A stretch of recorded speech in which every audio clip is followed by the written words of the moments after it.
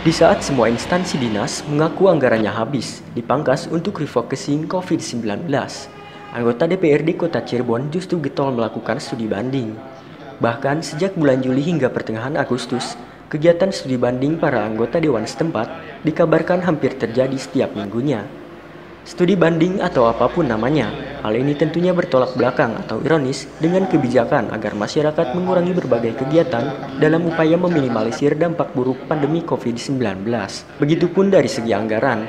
Sebelumnya kerap disebutkan hampir semua tersedot untuk penanggulangan wabah corona. Usai mengikuti sidang paripurna pada Senin pagi, Wakil Ketua DPRD Kota Cirebon dari fraksi Partai Demokrat M. Handarujati membantah keras kalau studi banding tersebut dianggap tak jelas urgensinya. Menurutnya, studi banding dinilainya justru diperlukan untuk penanganan COVID-19.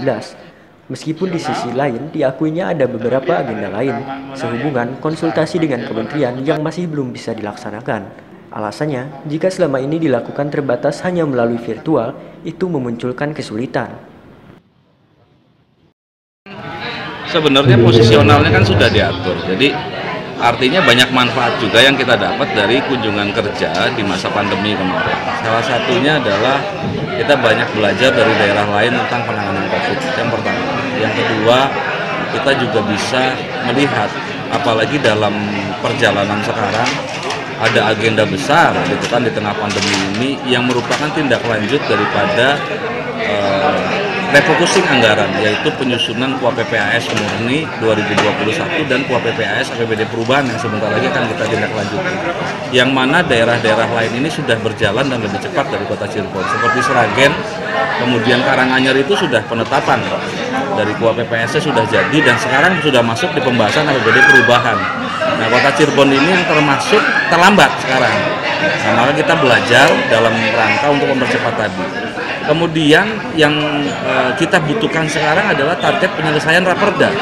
Kita masih belum bisa melakukan agenda konsultasi kepada kementerian.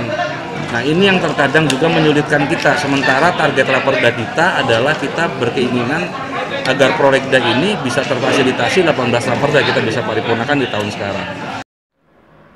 Sementara itu, Sekretaris DPRD Kota Cirebon, Agus Sukmanjaya mengatakan, kegiatan studi banding yang dilakukan sudah terfasilitasi dalam DPA DPRD, di mana setiap alat kelengkapan memungkinkan untuk melaksanakan kegiatan tersebut. Ia menyebutkan, salah satu alasannya yakni faktor komunikasi dengan pusat yang masih belum dapat dilakukan secara langsung. Sementara ketika ditanya berapa anggaran setiap anggota dewan untuk satu kali studi banding, Agus belum bersedia menjelaskan. Ya, terima kasih. Jadi terkait dengan kunjungan kerja masa DPRD, memang sudah terfasilitasi di dalam DPA Sekretariat DPRD. Jadi untuk setiap alat kelengkapan itu memang ada ruang untuk melakukan studi komparasi. Nah, memang yang sekarang kita sedang fokus adalah untuk penyelesaian kinerja pansus-pansus. Jadi memang kunjungan kerja ini lebih kepada untuk komparasi, karena kalau untuk konsultasi ke pemerintah provinsi maupun ke pusat, ke kementerian, ini masih belum bisa dilakukan. Jadi yang kita lakukan adalah melakukan studi komparasi ke daerah-daerah, terutama untuk finalisasi target pencapaian prolegda DPRD. Insya Allah dalam waktu dekat ada 3 pansus lagi yang bisa kita selesaikan. Kita akan melakukan konsentrasi nanti dengan tim anggaran pemerintah daerah. Pada sidang paripurna agenda pemandangan umum fraksi-fraksi DPRD terhadap 3 raperda pada Senin pagi, jawaban Wali Kota atas pemandangan umum fraksi-fraksi DPRD, pengumuman susunan pansus DPRD Kota Cirebon. Dari Kota Cirebon, Cepi Sukmana, Pikiran Rakyat TV melaporkan.